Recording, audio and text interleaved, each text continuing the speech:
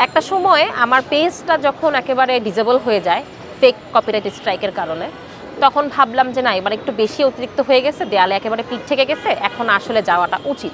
তো সেই ইনফরমেশনগুলো নিয়েই হচ্ছে আমি ডিবি অফিসে গেছিলাম। ফুডাপ্পির আসল নাম কিছুদিন আগ পর্যন্ত মানুষ না জানলেও এখন মোটামুটি আল্লাহর রহমতে অনেকেই জানে। আমার পুরা নাম হচ্ছে ফাবিয়া হাসান মনীষা।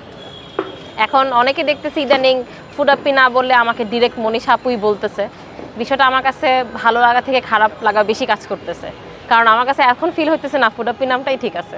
আসলে আমার পেজের নামটা দেওয়া হয়েছে ফুডাপ্পি। এই নামটা আইডিয়াটা আসছে হচ্ছে আমার হাজব্যান্ডের মাথার থেকে, বাট অ্যাকচুয়াল সেটা হচ্ছে যে যেখানে আমি আর কি ফুচকা খেতে গেছিলাম, চটপটি খেতে গেছিলাম, সেখানকার যে মামা, সে আমাকে আপ্পি আপ্পি বলে ডাকতেছিল। তো তখনই তার মাথায় আসা, আচ্ছা ঠিক আছে আমাদের পেজের নামটা ফুডাপ্পি দিই। তো ফুডাপ্পি নামটা দেওয়া হলো, ভিডিও দেওয়া হলো, আস্তে আস্তে করে ভিডিওতে ভিউজ আসা শুরু করলো। ভিউজ আসতে আসতে একটা সময় আলোচনার পাশাপাশি সমালোচনাও শুরু হলো। তো ওই থেকে আস্তে আস্তে আমার নাম তো অ্যাকচুয়ালি কেউ জানে না, আর আমি আমার ভিডিওতে কখনো আমার নাম পরিচয় ওভাবে দিতামও না। তো যার কারণে কেউ আমার নাম না জানার কারণে ফুডাপ্পি বলেই ডাকতো। তো ওখান থেকেই আর কি আসলে এই ফুডাপ্পি নামটা অনেক বেশি পপুলার হয়ে গেছে, অনেক বেশি ভাইরালও হয়ে গেছে। তো সব কিছু মিলাই এখন জনগণ আমার চেহারা দেখলেই সবার আগে চিন্তা করে যে ফুডাপ্পি।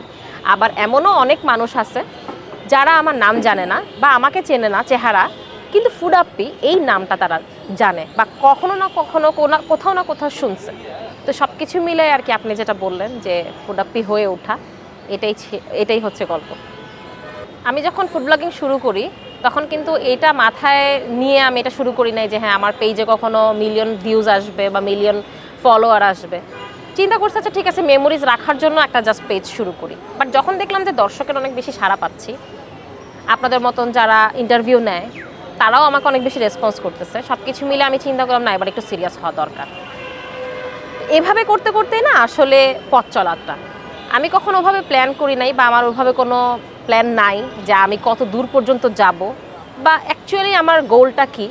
আমি চাই যে হ্যাঁ এখন যেমন আমি চলতেছি, ফিরতেছি, ঘুরতেছি, ভ্লগ বানাচ্ছি, পাশাপাশি মানুষকে অনেক হেল্প করার চেষ্টা করতেছি, ভ্লগ আকারে সেটা পাবলিকলি পাবলিশ করতেছি, এটাই আমার পরিকল্পনা। এর থেকে বাহিরে কোনো কিছু আসলে ওভাবে আমি কখনো ভাবি নাই। গত 2 সপ্তাহ আগে আপনাকে দেখলাম ডিবি অফিসে, হঠাৎ করে আপনি উপস্থিত হলেন। হ্যাঁ। তো আসলে দেখতে পেলাম আপনার পেজে নানা ধরনের সমস্যা দেখা দিচ্ছে, অনেকে রিপোর্ট মারছে। তো এই বিষয়টা আপনি যাওয়ার পরে কতটা সমাধান পেয়েছেন বা কেনই বা তড়িঘড়ি করে যাওয়া, এই বিষয়টা না আসলে আমার পেজে প্রবলেম গত 2 বছর ধরে আমি ফেস করতেছি। তো কিছু ভাইয়া আছে, সাংবাদিক ভাইয়ারা, ওনারাই আমাকে অনেক ইনসিস্ট করতেছিল যে আপু ডিবি অফিসে আসেন, ডিবিতে যারা আছে চাকরি করে বা যেসব অফিসাররা আছেন তারা আপনাকে সর্বোচ্চটুকু হেল্প করার চেষ্টা করবে, আপনি আসেন। বাট আমি নিজে থেকে একটা হেজিটেট ফিল করতেছিলাম, আসলে যাবো কি যাবো না, কিভাবে যাব, কিভাবে কি হবে। আমি মানে যাওয়ার সুযোগ থাকা সত্ত্বেও আমি যাচ্ছিলাম না। একটা সময় আমার পেজটা যখন একেবারে ডিজেবল হয়ে যায় ফেক কপিরাইট স্ট্রাইকের কারণে, তখন ভাবলাম যে না, এবার একটু বেশি অতিরিক্ত হয়ে গেছে, দেয়ালে একেবারে পিঠ থেকে গেছে, এখন আসলে যাওয়াটা উচিত। আর যেহেতু আমার কাছে স্ট্রাইক যারা দেয় বা দিয়েছে তাদের কিছু ইনফরমেশন আমার কাছে আছে, তো সেই ইনফরমেশনগুলো নিয়েই হচ্ছে আমি ডিবি অফিসে গেছিলাম। তো ওখানে যে আমি তাদের ইনফরমেশনগুলো দিলাম, দেওয়ার পর আমি একটা মামলাও করলাম। আমাকে আশ্বাস দিছে, আমাকে প্রতিশ্রুতিও দিছে যে তারা আমাকে হেল্প করবে, তারা তাদেরকে ধরে আনবে। বাট এখন পর্যন্ত আমি কোনো ফিডব্যাক ফাইনালি পাই নাই। এখন দেখা যাক কী হয়। না আসলে আমার পেজে রাইট ম্যানেজার অনেক আগে থেকেই আছে। আমার ভিডিওতে আল্লাহর রহমতে কখনো তারা ফেক কপিরাইট স্ট্রাইকটা দিতে পারে নাই। যেটা দিয়েছে সেটা হচ্ছে আমি একবার নিউজ 24-এর একটা ভিডিও শেয়ার করছিলাম, সে শেয়ার পোস্টে হচ্ছে কপিরাইট স্ট্রাইকটা দিয়েছে। আর হচ্ছে ছবিতে কপিরাইট আমার নাই, ওই ছবিতে হচ্ছে কপিরাইটটা দিয়ে দেওয়া হয়েছে। হ্যাঁ, তো এখন ভিডিওর পাশাপাশি আসলে ছবির জন্য আলাদা কপিরাইট কি বলো ওটাকে, রাইট ম্যানেজার দরকার, যেন কপিরাইট স্ট্রাইকটা কেউ দিতে না পারে। বাট ছবিতে এত ইজিলি রাইট ম্যানেজার কেউ পায় না, এটা হয়তো বা ভাড়া করে নিতে হয় অথবা অন্য কোনো ওয়েতে এটা হয়তো বা ম্যানেজ করতে হয়।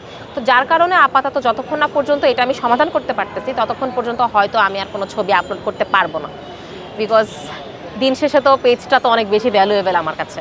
সো পেজের ক্ষতি হবে বা হতে পারে এরকম কোনো কাজ তো আসলে করা যাবে না।